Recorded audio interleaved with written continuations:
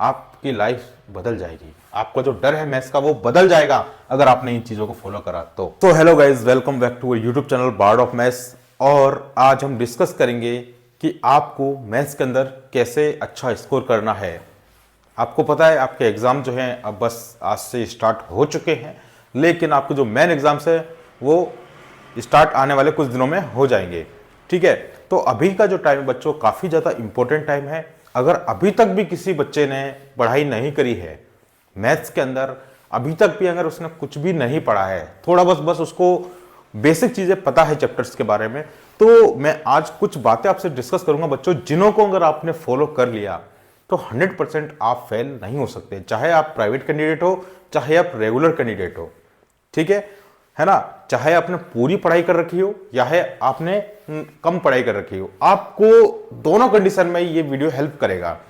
अगर आपके सामने ये वीडियो एग्जाम से एक दिन पहले भी आ रहा है तो भी आप बहुत ज्यादा लकी हो, और अगर अभी आ गया आपके सामने तो आप बहुत ज्यादा लकी होने वाले हो। तो इस वीडियो को फुल एंड तक देखना। मैं आपको ऐसी स्ट्रेटेजीज बताऊंगा मैथ्स की जिसके अंदर आपने अगर वो उसको फॉलो करा तो आप 100% अच्छे मार्क्स आराम से ला सकते हो, जहां तक है आप 95 प्लस भी स्कोर कर सकते हो। तो देखिए, मैथ्स जो है एक बहुत ही बेसिक और बहुत ही एक ऐसा सब्जेक्ट है जिसके अंदर आप चाहो तो full out of full marks लेके आ सकते हो। एक मैथ्स और एक साइंस, ये ऐसे सब्जेक्ट्स हैं। ठीक है, अगर आपने मन बना लिया है अपना कि मैथ्स के अंदर मेरे को फोड़ना है, या फिर आपको मैथ्स से डर लगता है, तो दोनों कंडीशन में ये वीडियो आपका पूरी हेल्प करेगा। अब देखो, सबसे पहले आपको करना क्या है, आप बिल्कुल फ्रेश हो। मैं तो यही मान के चल रहा हूं कि आप बिल्कुल फ्रेश हो, बस आपको बेसिक नॉलेज पता है आपके चैप्टर्स के बारे में। तो अब आपको कैसे स्कोर करना है, तो देखिए सबसे पहली चीज जो है आप क्या करें, चैप्टर के बारे में देखो, मैं हर एक चीज बिल्कुल बेसिक से बताऊंगा, एक एक स्टेप बताऊंगा। वीडियो को फुल एंड तक देख लेना, आपकी लाइफ बदल जाएगी। सबसे पहले आपको बेसिक कॉन्सेप्ट पता होने चाहिए हर चैप्टर के। ठीक है, ठीक है, आपको पूरा पेपर का तरीका बताऊंगा आपको किस तरह से करना है। ठीक है, तैयारी कैसे करनी है मैथ्स की अच्छे से। सबसे पहले आप हर चैप्टर का बेसिक कंसेप्ट को सीखें, यानी कि उसका इंट्रोडक्शन आपको पता होना चाहिए। ठीक है, इंट्रोडक्शन के लिए बच्चों आप चाहो तो मैंने पूरे सभी चैप्टर के इंट्रोडक्शन पार्ट अच्छे से करा रखे हैं, और काफी इंपोर्टेंट क्वेश्चंस कराए छांट छांट कर एकदम कि यही क्वेश्चन इंपोर्टेंट है, उनके अलावा आपको क्वेश्चन भी नहीं करना है। इतना सब कुछ आपको इस चैनल पे मिल रहा है। ठीक है, आपको सबसे पहले बेसिक कॉन्सेप्ट्स के बारे में पता होना चाहिए। ठीक है, दूसरी चीज, सपोज करो आपने बेसिक कॉन्सेप्ट कर लिया, उसके बाद में अब आपको पता है एग्जाम टाइम है, आपको यह भी पता है कि एनसीईआरटी के जो क्वेश्चंस होते हैं वो ऐसा तो है नहीं कि सारे के सारे क्वेश्चन आते हो एग्जाम के अंदर। आपको पता है कुछ सिलेक्टेड क्वेश्चन इससे आते हैं, है ना। तो सबसे पहले उनको भी सॉल्व करने से पहले आपको सबसे ज्यादा जो ध्यान देना वो है एग्जाम्पल्स। मैक्सिमम बच्चे यही गलती करते हैं, एग्जाम्पल्स को इग्नोर करते हैं।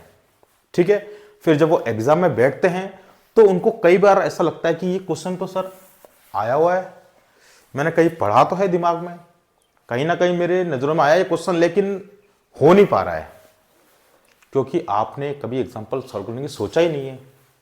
जब तक आप एग्जाम्पल को सॉल्व नहीं करोगे तो बच्चों कैसे आगे बढ़ोगे। एग्जाम्पल एक इतनी इंपॉर्टेंट चीज है जिसके सीबीएसई का हर बोर्ड फॉलो करता है, सबसे ज्यादा एग्जाम्पल्स पर ध्यान दिया जाता है। ठीक है, क्योंकि आप खुद सोचो, इतने सारे सॉल्यूशन प्रोवाइड कराएगी सीबीएसई, इससे बढ़िया डायरेक्ट एग्जाम्पल नहीं दे देगी, नए क्वेश्चन कहां से बनाएगी। आप खुद प्रीवियस ईयर को पेपर को ढूंढ के निकाल के देख लो, उनके अंदर आपको 40 से 45% आपको एग्जाम्पल्स ही मिलेंगे, और कई बार तो ऐसा हुआ है कि 75% तक एग्जाम्पल्स ही आए हैं क्लास 12th के अंदर, क्लास 10th के अंदर भी। तो आप समझ सकते हो कि एग्जाम्पल का इंपॉर्टेंस कितना है।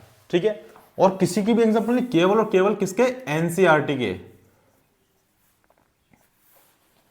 एनसीईआरटी के आपको एग्जाम्पल्स 100% करने हैं। अगर आप एग्जाम्पल्स को छोड़ के जा रहे हो तो बच्चे बहुत बड़ी गलती कर रहे हो। आपको हर चैप्टर का एग्जाम्पल्स कर लिया तो आपका उससे कॉन्फिडेंस बिल्ड हो जाएगा। आप खुद एग्जाम्पल के बाद में आप अपने एनसीईआरटी क्वेश्चन भी सोल्व कर सकते हो। आई बात समझ में। तो एग्जाम्पल करना है, देन उसके बाद में फिर आपको करना है सिलेक्टेड क्वेश्चंस। किसके? NCERT एक्सरसाइज, मतलब कि एक्सरसाइज के आपको कुछ सिलेक्टेड क्वेश्चंस करने हैं, सारे क्वेश्चंस नहीं लगाने आपको, जो सिलेक्टेड है, जो आपको लगता है इंपॉर्टेंट है वही लगाने हैं। और अगर आपको ये भी डाउट है कि सर हमको पता ही नहीं चलता कि कौन से इंपॉर्टेंट है, तो वीडियो में जाकर देखिए, मैं आपको डिस्क्रिप्शन के अंदर सारे वीडियो ऐड कर दूंगा, उसके अंदर आप जाकर देख सकते हैं कि आप किन क्वेश्चन को करें किस चैप्टर के अंदर, आपको ये सब बता रखा है मैंने उसके अंदर। ओके, चलिए चौथी जो बात आती है बच्चों, इंपॉर्टेंट, बहुत ज्यादा इंपॉर्टेंट है, ये मेन है सबके लिए, चाहे आपका मैथ्स का कितना भी आप बेकार स्टूडेंट हो, मैथ्स के अंदर कितना भी डफर हो, कुछ भी हो, कोई फर्क नहीं पड़ता अगर आपने ये चीज फॉलो कर ली। देखिए मैथ्स के अंदर आपको 3 चीज अगर पता है क्वेश्चन का आंसर लिखने के लिए, तो आप कभी मात नहीं खाओगे। कैसे? देखिए, सबसे पहले अगर आपका मैथ्स का कोई भी क्वेश्चन हो, सबसे पहले आप क्वेश्चन को सॉल्व करने से पहले आप लिखिए कि आपको गिवन क्या है। ठीक है, फर्स्ट स्टेप क्या फॉलो करनी है कि आपको क्वेश्चन में गिवन क्या है वो लिख दो कॉपी के अंदर। कॉपी तो आपको खाली छोड़नी नहीं है। अगर आप कॉपी खाली छोड़कर सोच रहे हो कि मैं पास हो जाऊं भगवान की दुआ से, तो भगवान भी आपका साथ नहीं देगा। कुछ ना कुछ तो मेहनत आपको करनी होगी भाई, कुछ तो करना होगा आपको। तो सबसे पहले आप क्वेश्चन में ये लिख दीजिए भैया आंसर के अंदर कि गिवन क्या है उस क्वेश्चन के अंदर। दूसरी चीज, आपको गिवन पता चल गया, ठीक है, फिर लिख दो उसके अंदर सेकंड स्टेटमेंट क्या, कि फाइंड आउट क्या करना है, what we have to find out.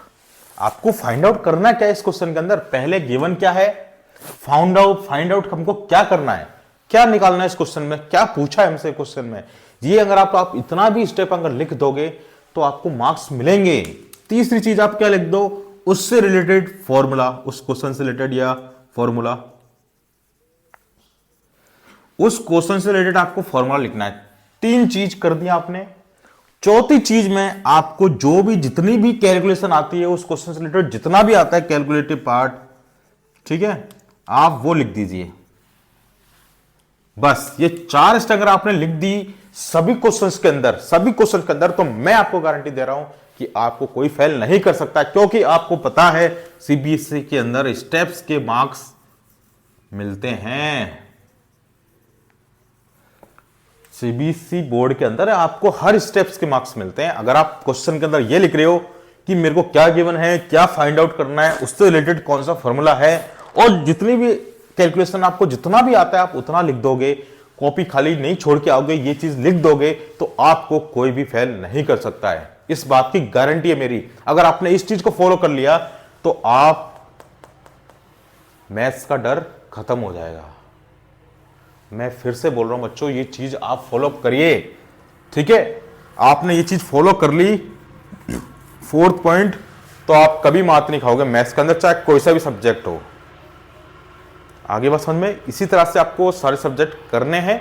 और तीसरी बात, अब बच्चों का डाउट ये है कि सर मैं एनसीईआरटी लगाऊं, प्रीवियस ईयर क्वेश्चंस लगाऊं, अब इस टाइम पे मैं लगाऊं तो लगाऊं क्या, ठीक है, ये बहुत सारे बच्चों का डाउट है। तो इस टाइम पर सबसे पहले आपको मैंने क्या बताया, एनसीईआरटी को लगाना है। अगर आप इस टाइम पर आकर एनसीईआरटी को नहीं लगा रहे हो, किसी दूसरे सैंपल पेपर के अंदर घुस चुके हो, तो आप फेल ही होगे, तय है ये। आपको एनसीईआरटी लगानी है। एनसीईआरटी कैसे लगानी है, एग्जांपल्स करने हैं, एक्सरसाइज के कुछ इंपॉर्टेंट क्वेश्चन करने हैं, उसके बाद में आपको प्रीवियस ईयर क्वेश्चन करने हैं, ठीक है। सारे की सारी चीजें एनसीईआरटी से ही आएगी। इस बार पेपर पैटर्न चेंज हुआ है, कुछ भी हार्ड नहीं होगा, ये पेपर काफी ज्यादा इजी रहेगा।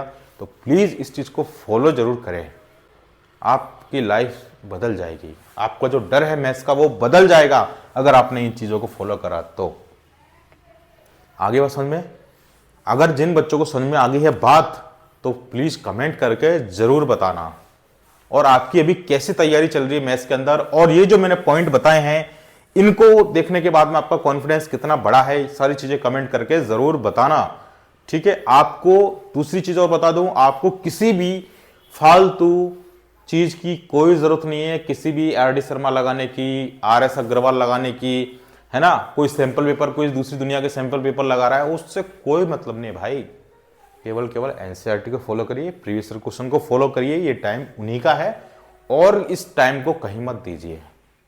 आप ये चीज कर लीजिए डेफिनेटली मैं आपको खुद लिख के दे सकता हूं, आप इस चीज को फॉलो करोगे आपके मार्क्स अच्छे आएंगे, परसेंटेज अच्छे आएंगे।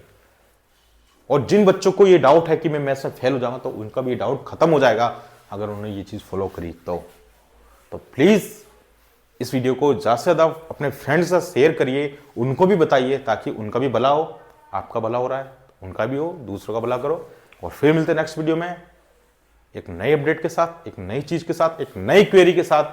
तो जब तक के लिए अपना ध्यान रखिए और वीडियो को शेयर कीजिए, लाइक कीजिए और चैनल पर नए हो तो चैनल को सब्सक्राइब करिए। Bye bye.